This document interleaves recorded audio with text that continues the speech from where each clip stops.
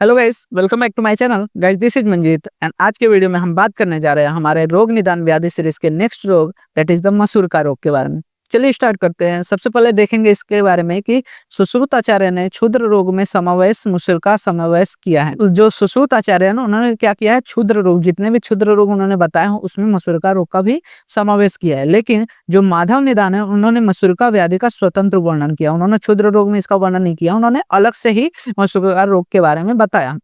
अब व्याख्या के बारे में बात करेंगे कि बेसिकली मसूर का रोग होता क्या है। तो बेसिकली बोला गया है कि त्वचा पर उत्पन्न मसूर के दाल के आकार की पीड़िकाओं को मसूर का कहते हैं। ठीक है, जब त्वचा पे मसूर के दाल के बराबर आकार की जो छोटी छोटी पीड़िकाएं जब उत्पन्न होती है तो इस कंडीशन को, इस व्याधि को हम लोग मसूर का रोग कहते हैं।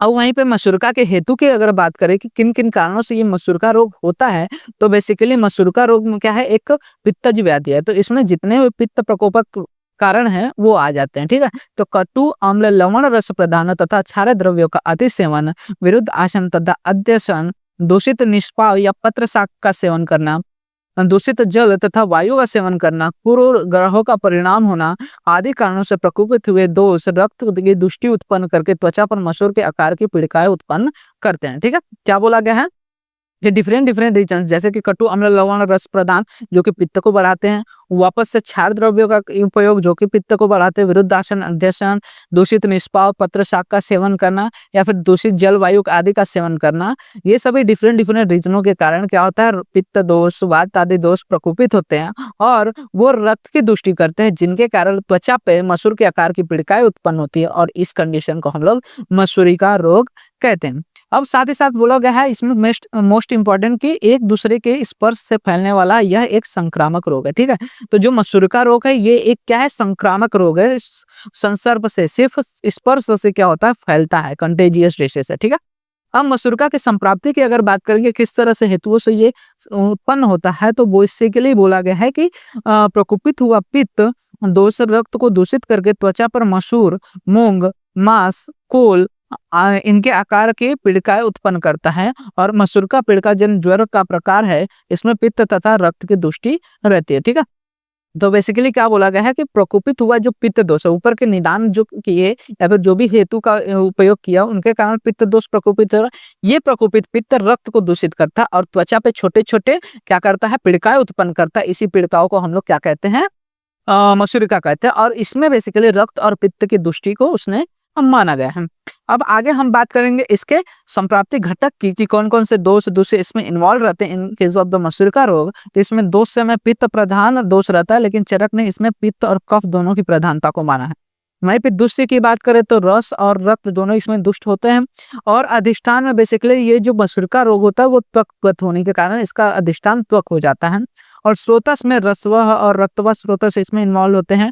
श्रुति दृष्टि में इसमें संग होता है और साध्य असाध्यता में दुख साध्य या फिर इसको क्रुच्छ साध्य भी कहा जाता है। और जैसा कि हम लोग ने देखा कि ये क्या है, संक्रामक रोग है, तो इसमें एक उपसर्ग होता है जिसके कारण ये फैलता है, दैट इज द वायरस की वजह से ये क्या होता है, फैलता है। अब मसूरिका के प्रकार की बात करें तो बेसिकली मसूरिका के 5 प्रकार इन्होंने बताए गए हैं। 3 तो मेन एक एक दोष के कारण दैट इज द वातज, पित्तज और कफज। इसके अतिरिक्त सन्निपातक मतलब तीनों दोषों के कारण और एक रक्तज प्रकार बताया गया है क्योंकि रक्त की दुष्टि होने के कारण ये होता है। वहीं पे मसूरिका के पूर्व रूप की बात करेंगे, क्या क्या पूर्व में लक्षण देखने को मिल सकते हैं मसूरिका रोग टोटली उत्पन्न होने से पहले। तो यहाँ पे बोला कि मसूरिका के पूर्व रूप में हमें ज्वर देखने को मिलेगा, वहां पे सर्वांग कंडू देखने को मिलेगा, मतलब पूरे शरीर में बहुत ज्यादा इचिंग सेंसेशन रहेगा, अंग भंग पूरे शरीर में पेन देखने को मिलेगा, अर्थी मतलब बेचैनी देखने को मिलेगा, भ्रम रहेगा मतलब कि तमह प्रवेश देखने को मिलता है। वहां पे त्वक शोथ मतलब जो हमारा त्वक है, जो हमारी त्वचा है उसमें शोथ देखने को मिलेगा और वैवर्ण देखने को मिलता है। वैवर्ण मतलब कि वहां पे डिस्कलरेशन रहेगा, आरक्त नेत्रता, आंखों में रेडनेस देखने को। तो ये सारे लक्षण हमें देखने को मिल सकते हैं एज अ पूर्व रूप ऑफ द मसूरिका व्याधि। वहीं पे प्रकार के अनुसार अगर हम लक्षण की बात करें तो सबसे पहले वातज मसूरिका की अगर बात करें तो वातज मसूरिका में जो स्पॉट रहते हैं वो स्याव या फिर अरुण वर्ण के रहते हैं और साथ ही साथ यहाँ पे जो स्पॉट रहता है वो रुक्ष रहते हैं और वेदना के साथ देखने को मिलते हैं। स्पॉट जो है इसमें वो स्पर्श में कठिन होते हैं तथा देर से पकने वाले होते हैं और संधि, अस्थि एवं पर्व में भेदन मत ये पीड़ा करते हैं। साथ ही साथ कास, कंप, अर्ती एवं क्लम, इनसे भी जो रोगी है वो पीड़ित रहता है। तालु, ओष्ठ एवं जीवा में शोष देखने को मिलता है, क्योंकि यहाँ पे वात बढ़ा हुआ है तो उसके रुक्ष लूड़ के कारण यहाँ पे शोष देखने को मिलता है। और साथ ही साथ तृष्णा एवं अरुचि, ये सभी लक्षण यहाँ पे देखने को मिल सकते हैं। वहीं पे पित्तज मसूरिका की अगर हम बात करें तो पित्तज मसूरिका में भी जो स्पॉट होता है वो स्याव या फिर अरुण वर्ण का होता है और रुक्ष और वेदना युक्त ही, लेकिन यहाँ पे जो पीड़िका होती है वो शीघ्र पाकी होती है। और जो रोगी है उसको अतिसार, अंगमर्द, दाह, तृष्णा, अरुचि, मुख पाक, अच्छी राग एवं ज्वर, ये सभी लक्षण उसमें देखने को मिलेगा। और जो पैतृक मसूरिका होते हैं ये अति दारुण होते हैं, मतलब कि तुच्छ साध्य मानी गई है। वहीं पे कफज मसूरिका की अगर हम बात करें तो कफज मसूरिका का जो स्पोर्ट होता है श्वेत वर्ण का होता है और स्निग्ध होता है, मतलब कि कफ के सारे लक्षण देखने को मिलेंगे। ये बड़ी होती है, मतलब जो आकार है उसमें वो गुरु होती है, कठिन होती है और कंडू युक्त एवं मंद वेदना युक्त होती है। जो वातज मसूरिका होते हैं उसमें वेदना अधिक रहती है, जो पित्तज रहते हैं उसमें दाह अधिक रहता है, लेकिन जो कफज रहते हैं उसमें कंडू अधिक होता है और वेदना कम रहती है। पीड़िका ये जो होती है क्षीरपाकी होता है, क्रॉनिक रहता है, मतलब ज्यादा समय तक टिकी रहती है और रोगी को इसके अतिरिक्त प्रसेक, स्तमित, मतलब ठंडे कपड़े से ढका हुआ सिर, रोग गात्रता, मतलब गुरु गात्रता देखने को मिलता है। पूरे शरीर में गुरुता लगती है, हुलास, नॉजेटिक कंडीशन और रुचि, मतलब खाने का मन नहीं करता है, और एग्जेटिक कंडीशन देखने को मिलता है। और साथ ही साथ यहाँ पे तंद्रा, निद्रा, आलस, ये सभी लक्षण देखने को मिल सकते हैं कफज मसूरिका के रोगी में। वहीं पे सन्निपातिज मसूरिका की बात करें तो सन्निपातिज जो मसूरिका है इसमें जो पीड़िका रहती है वो मिश्रित लक्षण वाली रहती है, मतलब कोई वातज, पित्तज और कफज तीनों के मिश्रित लक्षण यहाँ पे देखने को मिलेंगे। और ये जो मसूरिका होते हैं चपटी देखने को मिलती है। ये इंपॉर्टेंट है कि जो सन्निपातिक मसूरिका है उसमें जो मसूरिकाएं या पीड़िकाएं होती है वो चपटी रहती है, विस्तीर्ण होती है और मध्य में निम्र होती है। साथ ही साथ ये पुति स्राव युक्त होती है और दारुण पीड़ा युक्त होती है।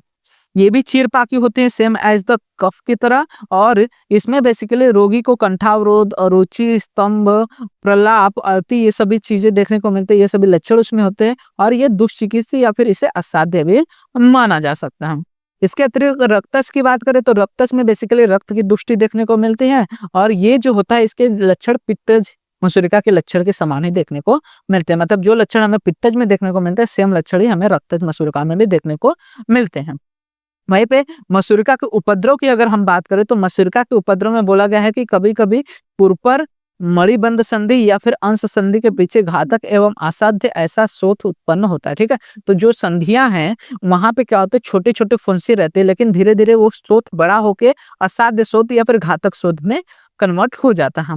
और मसूरिका के साध्य साध्यत्व की अगर हम बात करें तो मसूरिका जो होता है इसमें अगर मसूरिका त्वचागत, रक्तगत, पित्तज, कफज या फिर कफ पित्तज है तो ये मसूरिका कैसी होती है, साध्य होती है। लेकिन वहीं पे अगर मसूरिका वातज, वात पित्तज और वात कफज मसूरिका है तो ये क्रूच्छ साध्य रहेंगे। और अगर इनको कुशलता पूर्वक बुद्धिमान वैद्य अगर इसकी चिकित्सा करता है तो ये साध्य हो सकती है, लेकिन मूर्ख वैद्य से चिकित्सा करेंगे तो ये क्रूच्छ साध्य से असाध्य में भी जा सकती है। और सन्निपातक जो मसूरिका होती है वो असाध्य होती है। तो जो मसूरिका व्याधि है वो हमारे एनसीआईएम सिलेबस के according desire to know topic में आता है, तो इससे आपसे ज्यादा एमसीक्यूज पूछे जा सकते हैं या फिर 5 मार्क्स के क्वेश्चन पूछे जा सकते हैं, लेकिन इसके आने के चांसेस 5 मार्क्स में बहुत कम रहते हैं। तो इसमें आपको बस ज्यादा से ज्यादा क्या याद रखना है, मसूरिका के प्रकार कितने होते हैं वो आपको अच्छे से याद रखना है और उनके नाम आपको याद रखना है। ठीक है, तो इतनी सारी चीजें आपको करके जाने हैं टोटल विद इन द मसूरिका और रोग। और मसूरिका में कौन सा साध्य है और कौन सा असाध्य है ये आपको अच्छे से करके जाना है, क्योंकि ये आपको एमसीक्यूज में पूछे जा सकते हैं। तो होप आपको सारी चीजें रिलेटेड टू द मसूरिका रोग अब क्लियर हो गए होंगे। कोई भी डाउट रहे तो आप कमेंट सेक्शन में मेंशन कर सकते हैं, मैं ट्राई करूंगा कि फर्दर वीडियोस में उसको और अच्छे से समझा सकूं। एंड चैनल को सब्सक्राइब जरूर कर लीजिएगा, क्योंकि इसी तरह के और भी व्याधि से related BMS first, second, third professional year related जो भी सब्जेक्ट्स है उनके टॉपिक रिलेटेड वीडियोस इस चैनल पे अपलोड होते रहेंगे। एंड वीडियो अच्छा लगा हो तो वीडियो को लाइक एंड शेयर करना मत भूलिएगा, जिससे ज़्यादा से ज़्यादा लोग वीडियो का फायदा ले सके। और आप हमारे इंस्टाग्राम एंड टेलीग्राम हैंडल्स को भी फॉलो कर सकते हैं, जहाँ पे आपको वीडियो से रिलेटेड, नोट्स रिलेटेड और बीएमएस रिलेटेड अपडेट्स प्रोवाइड हो जाते हैं, जिसका लिंक आपको वीडियो के डिस्क्रिप्शन में अवेल हो जाएगा।